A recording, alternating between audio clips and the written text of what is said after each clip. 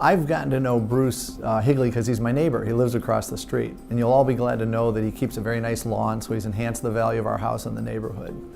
One of my great memories of Bruce, which also talks about his values, is that they were having a family event. It was actually sadly at the passing of his mom, but the family was over in his backyard, and I was out walking my 140-pound Rottweiler dog, who ended up getting off lead because his young niece wanted to look at the dog and took him into the backyard amongst the whole family.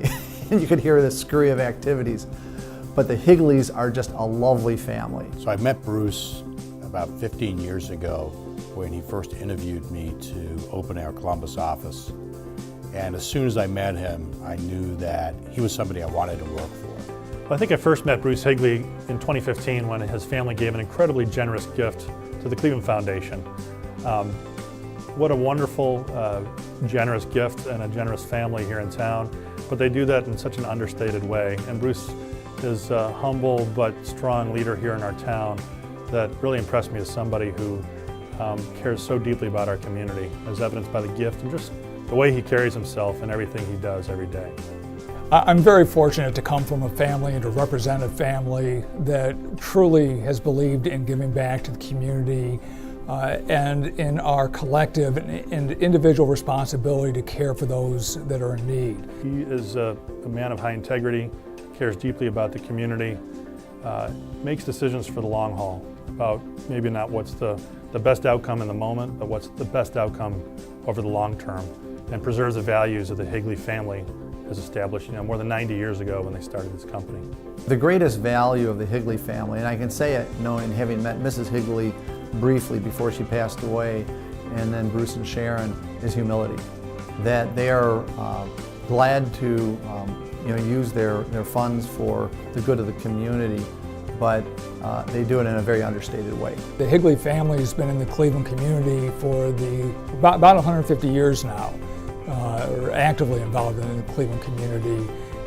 The Albert M. Higley Company, which I'm currently chairman of, was started by my grandfather in 1925, and my father became active in the business in the mid-1950s and served as chairman from 1971 until he retired in 1998. The Higley family is a wonderful family here in town that you meet in passing, and when they gave the gift of $23 million here in 2015, it was really eye-popping, and you realized how generous they are and how deeply they care about our community. We're very fortunate and very blessed to have been a very close family from my grandparents' generation, which as far back as I really know, my parents, my siblings, myself, and our children today.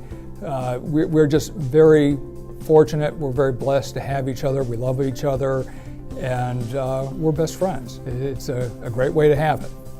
It's been a wonderful legacy, and we've been very fortunate to be a part of this community, and we're very fortunate as a family, as a company, and as an individual to be able to give back to the community at the same time. I can honestly say there is nobody more deserving than the Higley family to be recognized for their commitment over the decades to the community, and that commitment and the legacy of that commitment is going to live long into the future. To you and the entire Higley family, I want to congratulate you for being such a worthy recipient of the Gordon Heffern Award this year, and to wish all of you a happy holiday season. To Bruce and the Higleys, I just want to congratulate you. This award is so deserved by you because of all the good that you've done. So I know you're uncomfortable receiving it, but thank you for what you do on behalf of what I've seen and on behalf of the many nonprofits that you serve. It's when things aren't going 100% the way you'd want them to that you have to make tough decisions and tough choices, even when they're not necessarily in your own best self-interest, that you define who you are as an individual or who you are as a company. And I think that's really what defines this organization.